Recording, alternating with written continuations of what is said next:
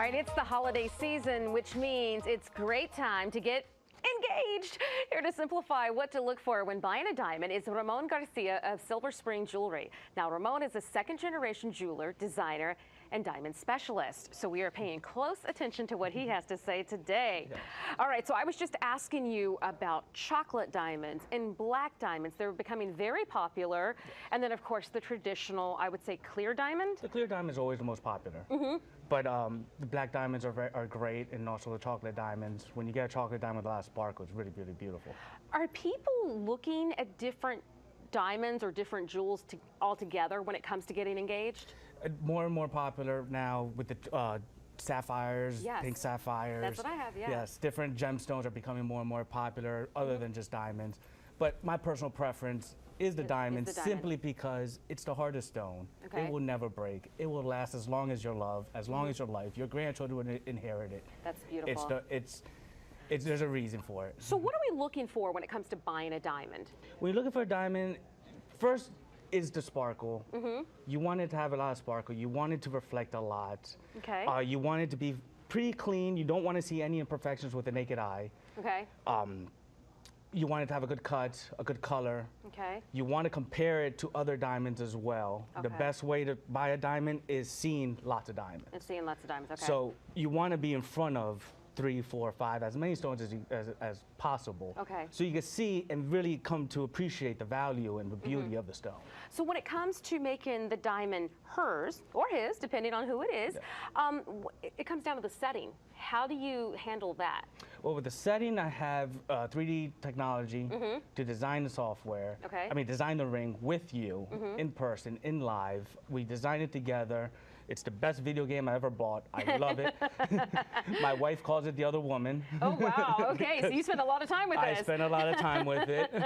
Okay. But it is fun. It's changed my life because you see the ring coming to life in front of you. There's no guesswork. You add your personal touch. We can add your birthstone to it, any little symbol that's important to you, and your fiance or future fiance or future husband or wife.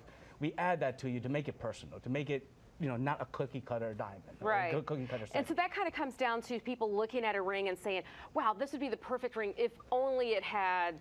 All my life, I've been hearing customers come in, they see the ring, and they say, oh, if only X was different. Right. Well, now I put it on the computer, I show them the ring, and I change X. Wow. And so the ring that they like turns into the ring they love. That is remarkable. Yeah. I can't believe you didn't bring any jewelry in here today. What is going on here, Ramon? Like I said, we'll be here next week. Okay, this is perfect. I want to try on a bunch of things.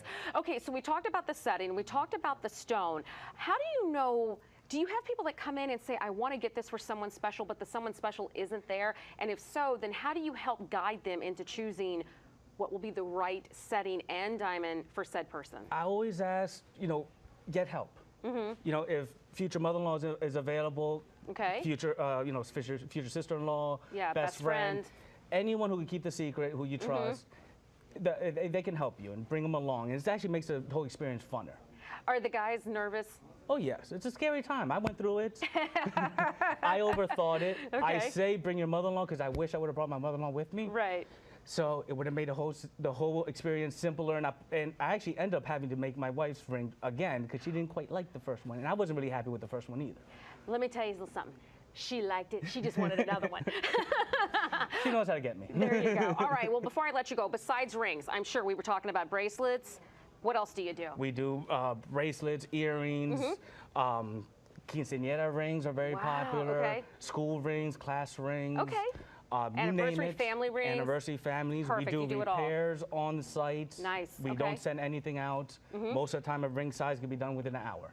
Oh, speaking of that, repairs and such, after we purchase our ring, Ramon, we want to make sure that the prongs stay nice and tight. What do you suggest for people? I recommend coming in about every 6 months. Okay. We check the stones for you. We'll clean it for you, check all the prongs, make sure everything is in order. Okay. We manage and monitor the wear and tear because just like a car, your ring is going to have wear and tear. Right, throughout and its you need lifetime. some maintenance. And you want to catch any major problems before.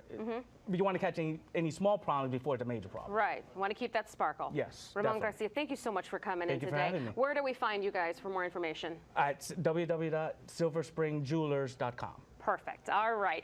Stay with us, folks. We have more of Let's Talk Live coming up right after the break.